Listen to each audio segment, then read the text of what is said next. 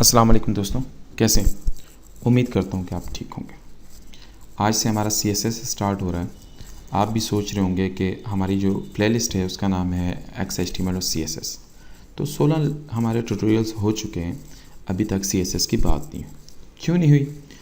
उसकी वजह यह है कि जो HTML है वो मार्कअप लैंग्वेज है, यानी कि HTML कोर लैंग्वेज है। HTML की मदद से आप अपने लिंक्स लाए, इमेजेस की, अच्छा पैराग्राफ्स हो गए, आपके टेबल्स हो गई, सब कुछ आपने उस पर सेटल कर लिया। अब आपने डिज़ाइन करना है, तो डिज़ाइन किसकी मदद से करेंगे? CSS। पहले हमने कोर लैंग्वेज सीखी, जिसकी मदद से हम अपने तमाम जितनी भी रिक्वायरमेंट्स हैं वो हमने पूरी की वेबसाइट के ऊपर। फिर हमने उसको डिज़ाइन करना स्टार्ट किया, तो CSS कैस्केडिंग स्टाइल। तो CSS पे आज से काम स्टार्ट करते हैं। सबसे पहले एक बिल्कुल सिंपल सी एक वेबसाइट बनाते हैं। CSS को लिखने के लिए हम क्या करेंगे? याद होगा मैंने आपसे कहा था कि जो हेड है इसके अंदर हम टेक्निकल इन्फॉर्मेशन रखते हैं ब्राउज़र के लिए। तो यहाँ हम सबसे पहले ब्राउज़र को बताएंगे कि भाई यहाँ से अब CSS स्टार्ट हो चुकी है। वही HTML के स्टाइल भी HTML का टैग है, और ये सबसे पहले स्टाइल लिखा, फिर इसको एट्रीब्यूट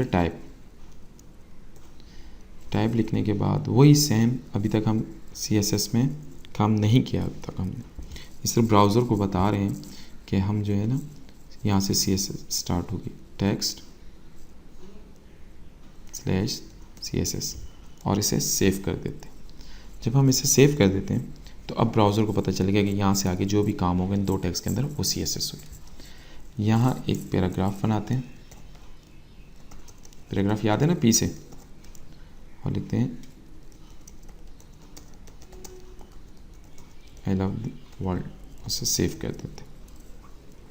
सेव करने के बाद रिफ़्रेश करते हैं, देखें अभी तक कुछ भी नहीं हुआ। ये एक पैराग्राफ आ गया आई लव द वर्ल्ड, लेकिन हुआ कुछ भी नहीं। अब इसके अंदर हम इसके साथ कुछ करते हैं, तो ये जो एलिमेंट होगा, इसका जो टैग होगा, उसके अंदर जो वैल्यू होगी P, उसको यहाँ लिखेंगे P। ये CSS की ज़बान में सिलेक्टर कहलाता है, और दो कर्ली ब्रैकेट्स लेंगे। तो कर्ली ब्रैकेट्स ले ली। अब जो कुछ भी होगा हमने ब्राउज़र को बता दिया भाई ये जो सिलेक्टर है इसके अंदर हम कुछ करने वाले हैं। तो सबसे पहले हम इसका कलर चेंज करते हैं।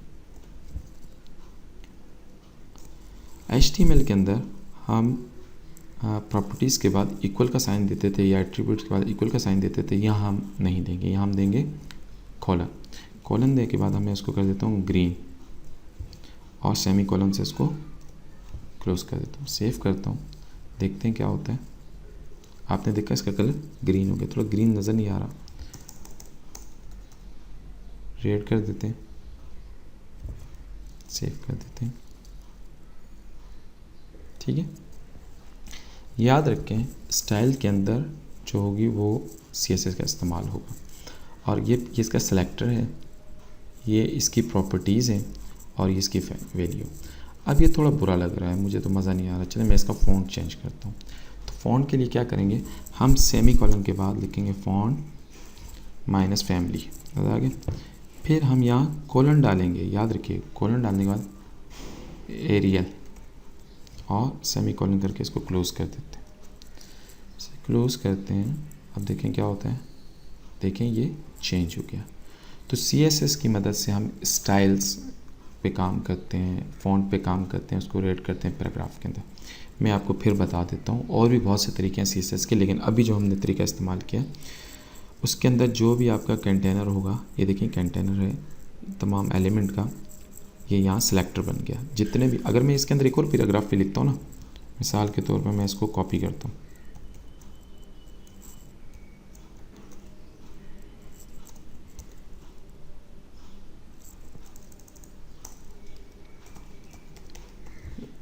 तो देखें क्या होता है, उसके साथ भी सेम वही होगा। जितने भी P आएंगे, P के साथ यही कलर होगा।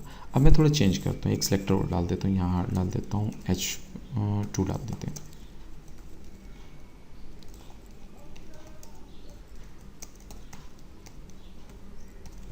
इसे सेव कर देते हैं। अब देखिएगा इसके साथ कुछ भी नहीं हुआ, बाय डिफ़ॉल्ट एक ब्लैक कलर में आया है, बाय डिफ़ॉल्ट फॉन्ट में आया है। तो जो आपका जो भी आप सेलेक्टर यहाँ लिखेंगे उसके साथ ये CSS उसके काम करेगी। मिसाल के तौर पे मैं अभी H के साथ कुछ करना चाह रहा हूँ, तो ये देखिए H को जो है मैं यहाँ लिखूँगा H2 जो मेरा सेलेक्टर है, ठीक है। यहाँ मैंने किया 2 कर्ली ब्रैकेट्स ली, मैंने इसका किया, आप यहाँ भी लिख सकते हैं, यहाँ भी लिख सकते हैं, colour semi colon colon blue कर देते हैं और इसको सेमी कॉलन दे के ख़त्म कर देते हैं। सेव करते हैं, सेव करने के बाद देखते हैं क्या होता है। आप देखें इसका कलर ब्लू हो गया।